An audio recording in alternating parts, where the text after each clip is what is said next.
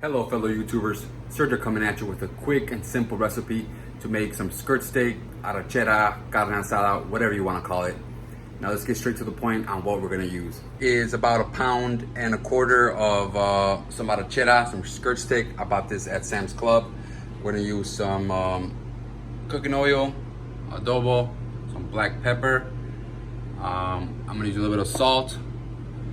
I'm gonna complement it with some frijoles, with some chile in it, and then I'm gonna do a little bit of avocado on the side.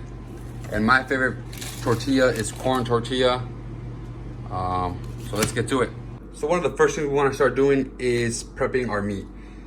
This is very important because once we prep it, we can kind of let it sit for a little bit as we get the rest of the stuff going, and this will let the seasoning kind of get into the meat, get the flavor going. So here we go. Start off with a little bit of salt.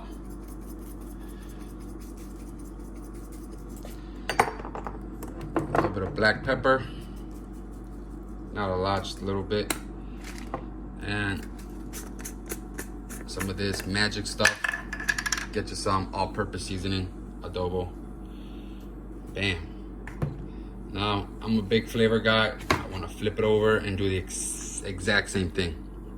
So again, salt it, and some adobo,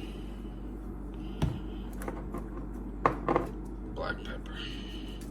Now I know I touched it with my hands with the raw meat, and I started touching the rest of the seasoning. Don't worry, I'm gonna disinfect everything, so don't start blasting up the comments of how unhygienic I am. All right, so we let that sit. Let's get started on the beans. So the way I make my beans, I refry them. That's been a recipe that my mom's been doing for a while. So we get some cooking oil, pour a decent little amount, and we turn it on. Keep it at about halfway. So you get this pan nice and covered, and then you just drop your either jalapeno or a serrano. In this case, we're using a serrano pepper. It's a lot more kind of slimmer. And we just drop it in there. And we let that cook for about 5-10 minutes. We want to get the oil with the flavoring of the chile, and then we'll go ahead and pour our beans over it. So we'll come back once this is nice and golden. All right, very important. Try to put some foil, something over it, just so that way you don't get oil all over your range. All right, so I lower the temperature to about a 1 or a 2. As you can see, it's nice and golden. So then now we can pour it in. Make sure that you lower your temperature before you pour your beans on there, or else you're gonna have a big splatter. Like I said, this has been on low for about a minute or two, so let's see how it goes. And do it quick too. Do it very quick.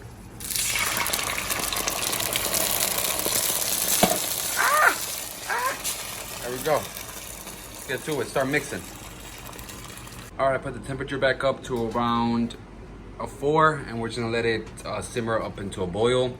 The goal is to get as much of this oil into the beans, so that way you don't see like those fish eye kind of looking things.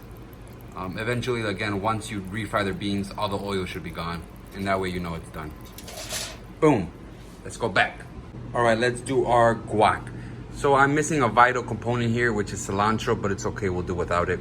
So what I have done here is I diced up the avocado, diced up the onion. If you don't know how to dice vegetables up, pause this video, open up a new tab. There's plenty of videos on YouTube.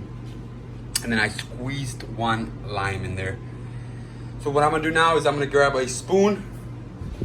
Let's go to our spoon section real quick. And I'm gonna start mixing it all together. I wanna break this up as much as possible. And again, the lime juice is gonna help me. And the last thing I'm gonna add is my tomato. The reason why I'm adding this last is because the tomatoes are very soft vegetable. So therefore, we don't wanna mush it, make it into a puree. So that's why we'll add it last, along with some salt and maybe some more lime juice depending on your taste. So let's get to it. Here's an update on the beans. So as you can see, the oil has pretty much integrated within the beans. A little tip that I like to do is I like to squeeze the beans as they're cooking. This will kind of mash them up and again help absorb some of that oil. For my liking, again, these are done. It's a good consistency. So I'm gonna go ahead and shut these off. All right, here's the final product of my guac. Like I said, I added the tomato at the very end, and I started adding a little bit of salt and lime. Very cautious when you're adding your lime and your salt. You want to add as you go. You don't want to put too much because then, you know, you're going to put yourself in a world of trouble. So yeah, just add gradually as you go. Mine tastes good. So now the last thing to do is the skirt steak, the rachera. Got our beans done, got our guac done. So let's get this meat going. You already have your grill at a good temperature. So that way you don't unevenly cook the meat. So something that we do in the Mexican culture is grab yourself an onion, your tongs, and start rubbing. This will kind of season up the grill and also kind of create some sort of like protective, oh shit, non-stick kind of coat. So that way again the meat doesn't stick. Just get it nice and good. Don't burn yourself now. It's not enough, I'm done. Alright, that's decent. Alright, let's grab our meat.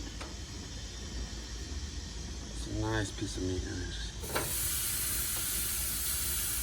Let it sit there.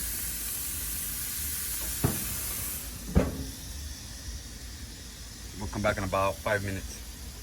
Alright, it's been a few minutes. Very important tip. Be patient with your meat. You don't want to rush it. You don't want to keep flipping it over and over again because then you're going to lose a lot of those juices.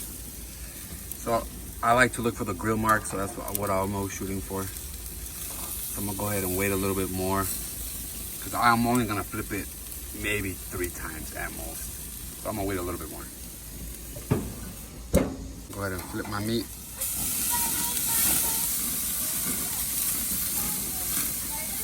Again, close up shop. Alright, so I am satisfied with my meat at this point. I don't want to overcook it and get it too dry, so I'm going to put this aside. And what I'm going to do next is I'm going to throw my tortillas on there. Get them nice and cooked. We're almost at our eating time. Alright everyone, here is the end result of our experience. Our beans, our guac, got our meat. Here we go. Got the lady, the drinks, and most important, the baby, the one we do it all for. So I hope you guys like this video. I'm gonna start making some more depending on the feedback. So again, provecho, and I'll see you guys next time.